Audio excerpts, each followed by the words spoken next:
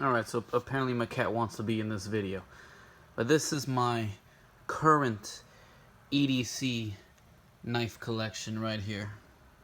I'm just a beginning collector, guys, okay? So I don't have that many.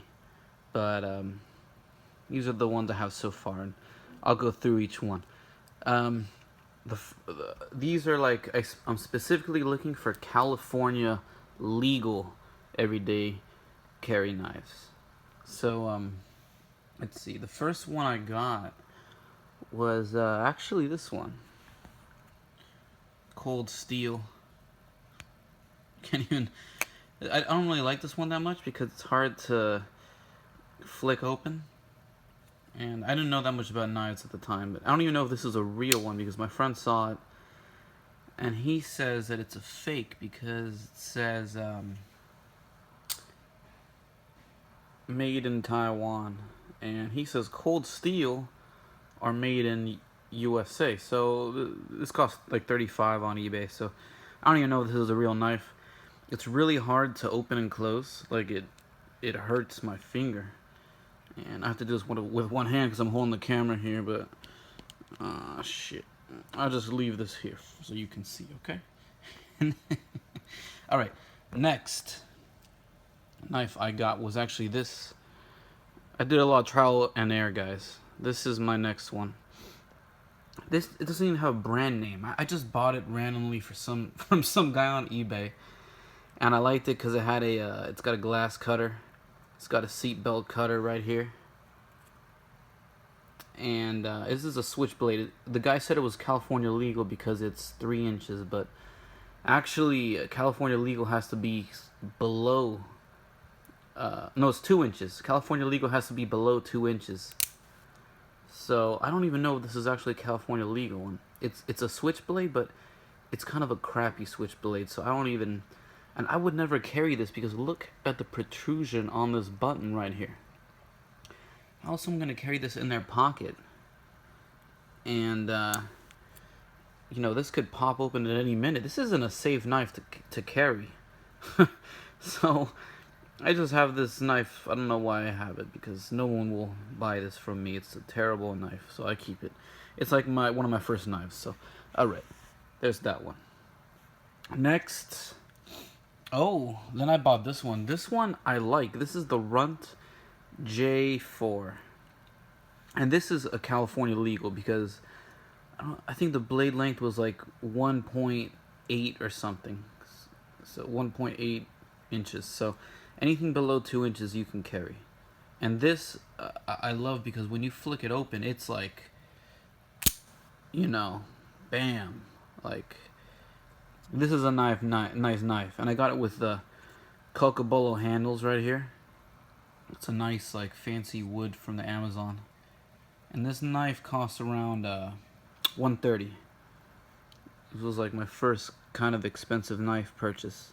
This is when I started to really get into these knives, and I'm like, hey, you know what? I like collecting knives.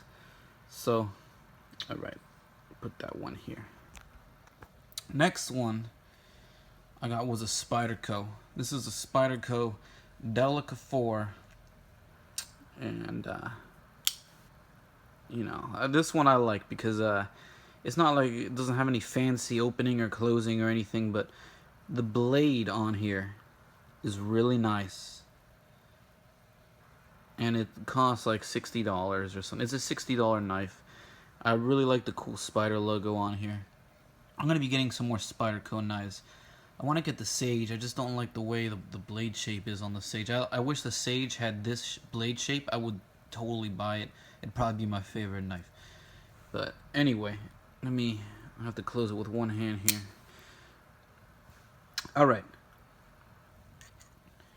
My last knife. My favorite knife is this one. The Benchmade 940.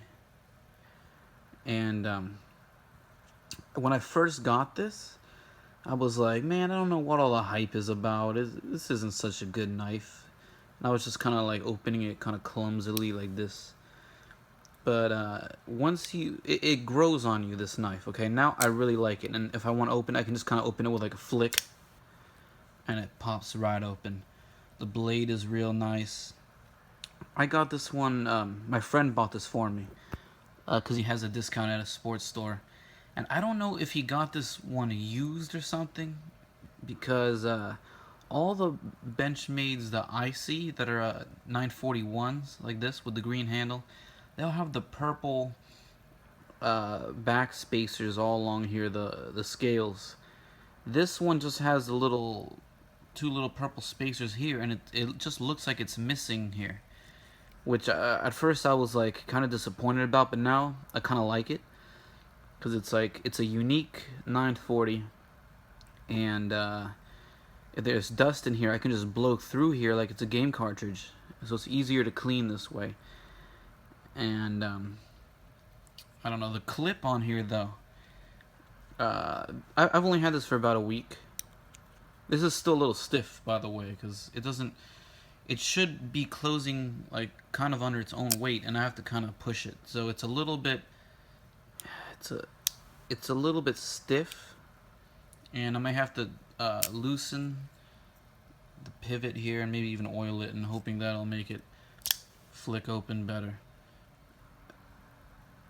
But I'm gonna make more knife videos, talk more in depth about these knives. This is just a small overview, okay? But I want to talk about this pocket clip because it got all bent out of shape, and all I did was pull it out of my pocket, and it got like bent out of shape. So this is kind of like, I don't know if it's a cheap clip or what, but I'm not a fan of the clip, to be honest with you.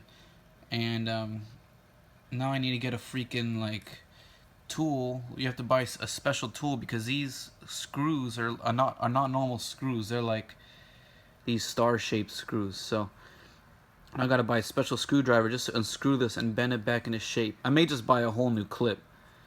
So if I do, I'll make a video about it. But this is my favorite knife. It's fun to just flick open and close. This is what I wanted, just a knife I can open and close with one hand easily.